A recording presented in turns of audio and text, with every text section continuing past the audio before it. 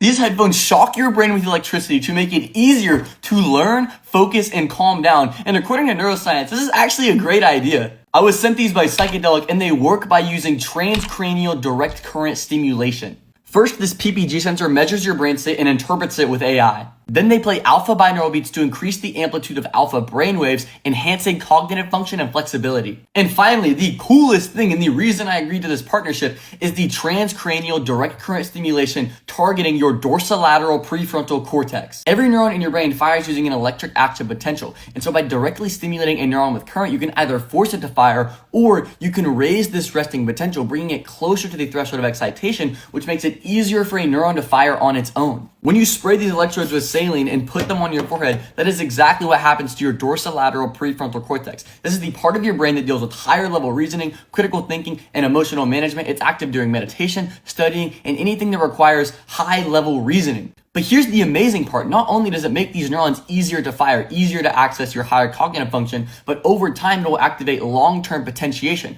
which is the process by which a synapse that fires often will actually be permanently strengthened.